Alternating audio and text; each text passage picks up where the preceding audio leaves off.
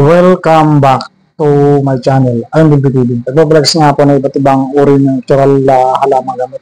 Nagturo din po ang tutorial tungkol sa iba't ibang uri ng natural na halamang gamot. Kung bago lang po kayo dito sa channel ko, pwede pong pakihingi ng kaunting tulong, paki-subscribe po, and paki-like. Simbolo po ganyan. Huwag na rin po kalimutang i-share sa friends and family kung mahilig sa ginagawa ko pag-tutorial tungkol sa iba't ibang uri ng natural na halamang gamot. Bago ko po umpisa na pag-tutorial ko, maraming salamat po sa mga subscriber ko. Thank you for all subscriber, all viewer. Thank you for new subscriber, new viewer. Maraming salamat po sa inyong suporta. Sana po patuloy niyo suportahan yung channel ko para lalo po pong mag-referan po natin at tulungan na mahirap natin ng mga kabayan ng mga sa mga libreng gamutan.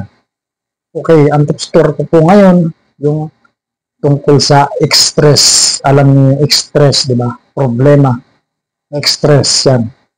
Maraming nakararanas ng stress sa pang-araw-araw nilang pamumuhay. Yan po yung topics natin ngayon and tips tutorial ko sa araw na to. Yung tungkol sa stress. Tips number 1, pinanggagalingan ng stress. Unang-una, money. Yung financial na budget.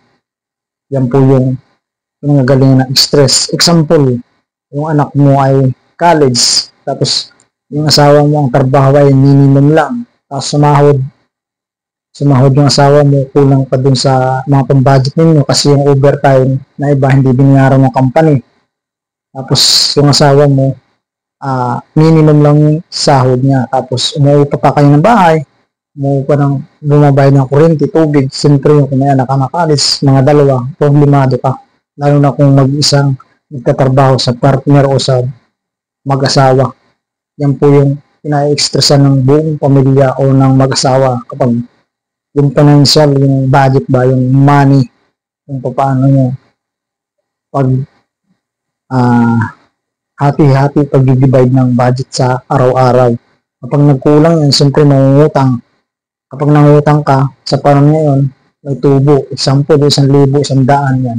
5-6, kumakapit sila sa 5-6 din. Pag hindi nabayaran, tatakutin ng naga-5-6. Ganun yung buhay kapag kulang ka talaga sa budget. Yun yung top 1. Kaya na-express yung tao. Yung mga tao. Tips number 2, kina-express ng mga tao yung example, meron ka na negosyo. May tindahan ka. Example, sari-sari store. Umutang kapitbahay. Umutang si kumpare. Umutang si kumare. Umutang mga kamag-anakan mo. Tapos pagdating ng sahod nila, hindi binayaran yung utang sa iyo sa sari-sari store, din yung namang sari-sari store mo, maliit lang yung budget, din doon ka pa umaasa na pang araw-araw na pang financial ninyo, yung need money, yung budget sa araw-araw, din hindi nabayaran ng mga umutang sa iyo, din magkakaroon ka ng stress. Sinisingil mo yung mga tao na may utang, matapang pa sa'yo, galit pa, pinagbabantaan ka pa din. Kapag mayroong pera sila, magkasahod, iiwas yan doon sa bahay ninyo kung saan katayo yung sari-sari store mo, sa iba yan bibili. Tapos pag nasalubon mo, sasabihin sa'yo, kulang yung sahod nila, pero ang totoo, hindi pala kulang. May mga ganong tao. Hindi ko naman po lahat ng tao. May ganon na mga tao na na-encounter ako, may na-encounter kayo. Yan yung kina-expressan ng mga tao. Top 2. Top 3, kina-expressan ng tao as mag-asawa, yung hindi sila magkasundo ng lalaki, hindi sila magkasundo ng babae sa isang tahanan. Example, gusto ng lalaki ay magnegosyo, ayaw naman ng babae kasi tamad yung babae, ayaw niya na magnegosyo. Example, magtatayo sa lalaki ng lumihan, mamihan, ayaw ni babae kasi pag may lumihan ka, mamihan o karinderya, mapagod yan. Araw at gabi, gigising ka ng maaga, then sa hapon magagayat yan, sibuyas, bawang, gano'n, tapos pagod na pagod ka. Pero naman, pag dating ng hapon, yun, makikita mo na agad yung money. Yan. Kaya, pag hindi magkasundo yung mag-asawa, kahit hindi mag-asawa sa negosyo, yun, away, magkakaroon ka ng stress. Tips number 3, pinagmumula ng stress yung kunwari yung mister mo o misis mo may kabit, then Yung sahod niya, hindi na ibigay sa iyo ng tama. May sahod si Mrs. kung saan saan napupunta sa mga luho niya. Then yung hindi nakakapag-produce o nakaka-share sa tama ng mga bayarin sa bahay, tubig, kuryente, pagkain. Then yung sahod ni lalaki, hindi sapat, kaya gusto ng lalaki makishare si babae doon sa mga kailangan o needs, mga bayarin, bahay yun. Yan isa rin na nakaka-exstress sa pang-araw-araw. Yun yung tips number 4. Bakit na-exstress yung tao? Tips number 5, isa na pina-exstress ng tao, yung tao na hindi mo ba magits yung ugali pagpasok. Example sa trabaho, itong ibig ko sabihin, hindi mo gets yung ugali, pabago-bago ang ugali. Example, may manager ka sa trabaho, may supervisor ka, o ano man yan, o vice president, o president. Example ngayon, good mood. Kinabukasan, bad mood, mumurahin ka kahit walang dahilan.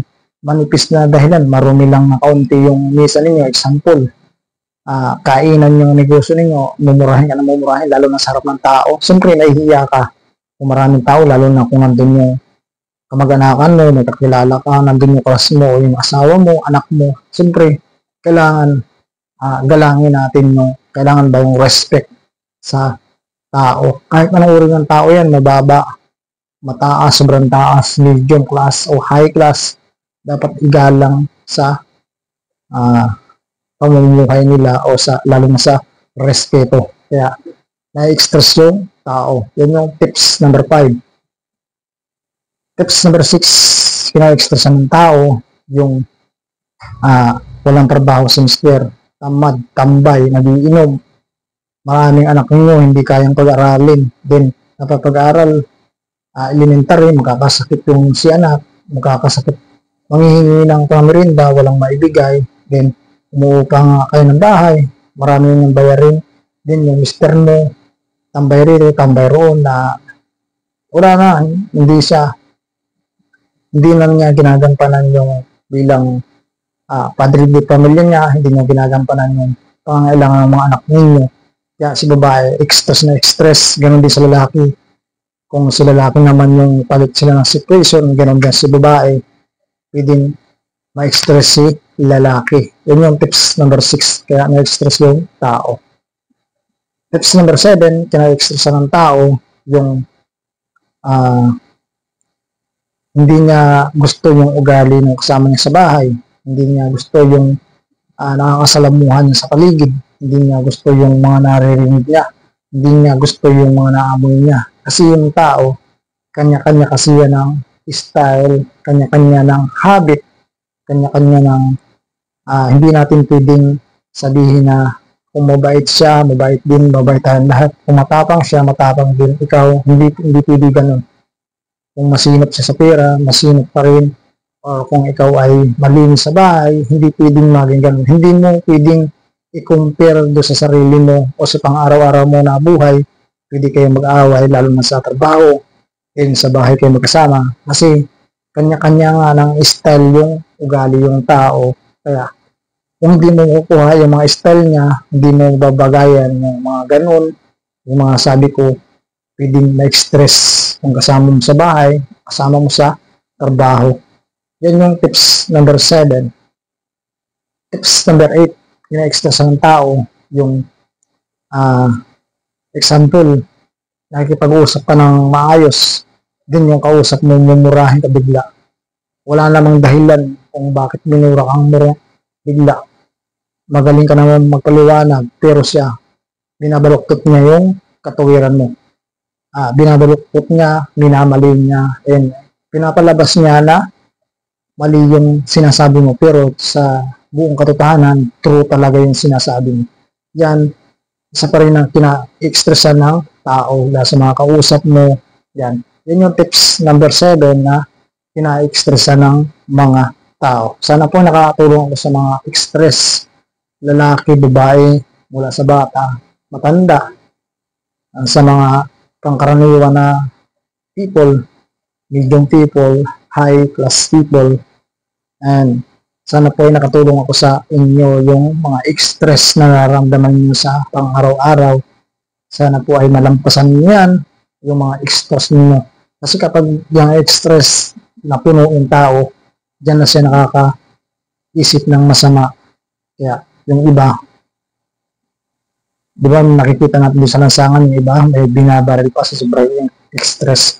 Siyempre, nagpapapasensya na yun, then nakakalimot sa sarili kasi yan mga tao kapag nasobrahan ng stress yung iba, papakamatay pa sa stress. Okay? Sana po ay nakatulong ako sa mga taong stress. Okay? Subscribe, like po sa bago nito, and share.